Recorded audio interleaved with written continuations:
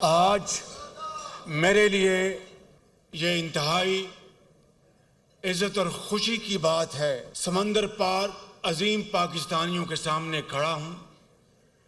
आप वो अजीम पाकिस्तान के एम्बेसडर्स हैं जो दिन रात मेहनत करते हैं, चाहे यूरोप में, बरतानिया में, शुमाली अमेरिका में और मशरक़ वस्ता में, फार ईस्ट में। और दिन में आप दियार गैर में इंतहाई मेहनत से आप रिज़्क़ हलाल कमाते हैं। मैं सिद्क़ के दिल के साथ इस बात का एतराफ़ करना चाहता हूँ कि आप अपनी मेहनत से जो रिज़्क़ हलाल कमाते हैं, ये जो साल गुज़रा है, आपने पाकिस्तान अपनी खून पसीने की कमाई से $38.5 अरब पाकिस्तान आपने भिजवाए हैं। आपने इसके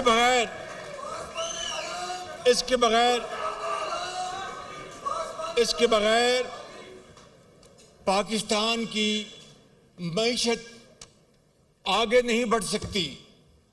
तो मैं फिर क्यों ना आगे बढ़ के आपको सलाम पेश करूं, सल्यूट करूं आपको।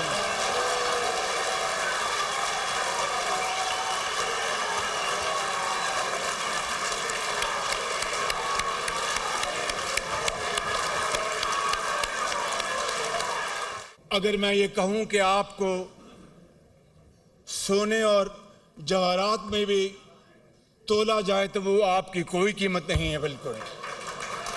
और फिर ना सिर्फ माशी तौर पर, सियासी तौर पर जिस तरह आप पाकिस्तान का हर जगह दिफा करते हैं, उसके लिए भी मैं आपको सैल्यूट पेश करता हूं।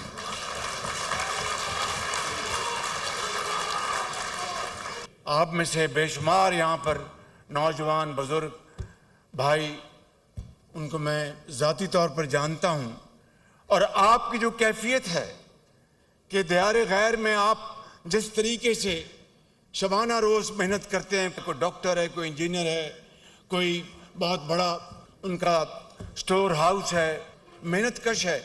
मैं समझता हूँ कि ये वो पाकिस्तान की अजीम सिफात हैं जो आपने पूरी दुनिया में आपने मुतारफ़ करवाई हैं बतौर मेहनती, ईमानदारी के और अज़मत के लिहाज से अजीम पाकिस्तानियों के।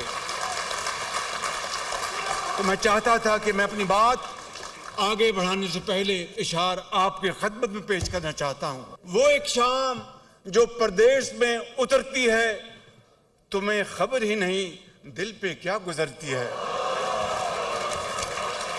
दुआएं माँ की पहुँचाने को मीलों मील जाती हैं कि जब परदेश जाने के लिए बेटा निकलता है। कई अंधेरों के मिलने से रात बनती है और उसके बाद चिरागों की बात बनती है।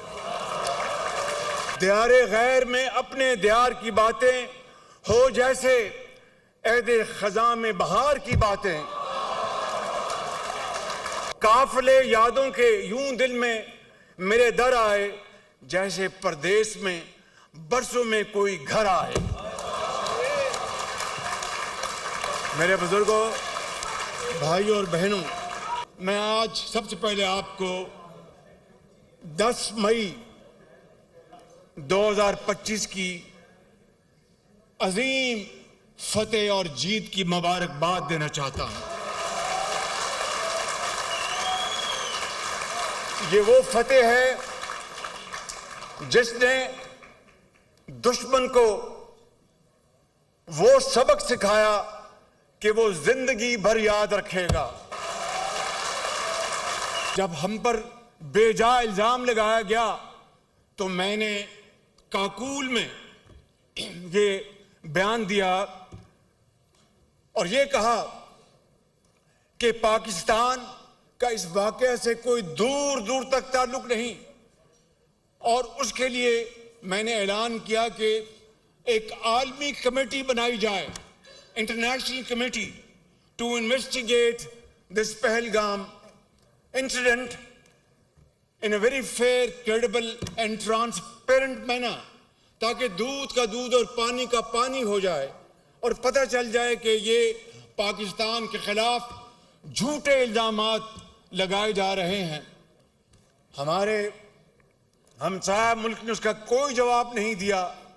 कई बार मैंने पेशकश की, लेकिन उसके जवाब में 6 मई को दुश्मन ने पाकिस्तान के खिलाफ हमला किया और बेगुनाह पाकिस्तानी शहीद हो गए और मसाजिद को शहीद किया गया और दूसरे मकामात को जो कि सिविलियन एसेट थे उनके ऊपर हमले किए गए।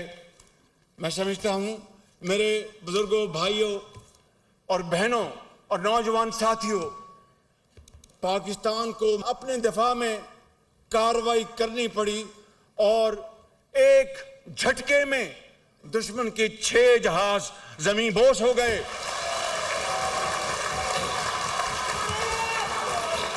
दुश्मन को चंद घंटों में पता लग गया कि अगर बात दूर निकली तो बहुत दूर तक चली जाएगी।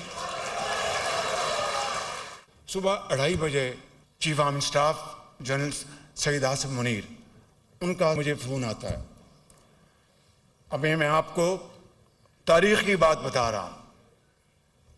कहते हैं कि वज़ीर आज़म, मैं आपको ये खबर देना चाहता हूं कि हिंदुस्तान ने हम पर दोबारा हमला कर दिया है।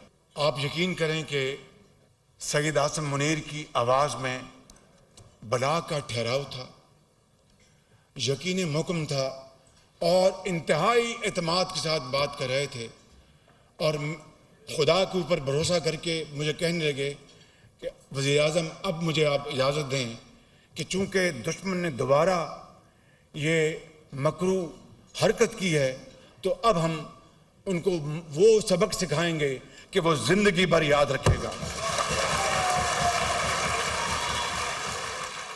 जो बात मैं आपसे करना चाहता हूं कि मैं अभी बाज़ अरब ममालिक, जो हमारे दोस्त ममालिक वहां से होके आए हैं, वहां पर एक सरबराह ने मुझसे पूछा कि वज़ीर आज़म, मैं आपसे पूछना चाहता हूं कि वो कौन सी 2 बातें हैं जो कि इस आपकी अजीम फतह की वजह बनी। मैंने कहा, नंबर 1, अफवाज पाकिस्तान की दिलेरी, शुजात, प्रोफेशनल एक्यूमेन और अल्लाह ताला पर भरोसा और most modern techniques and highest level of training. और नंबर 2, मैंने ये कहा कि total unity of thought and action between political and military leadership. और तीसरी बात मैंने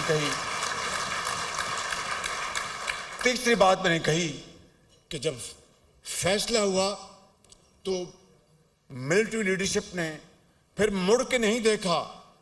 अनवेवरिंग कमिटमेंट।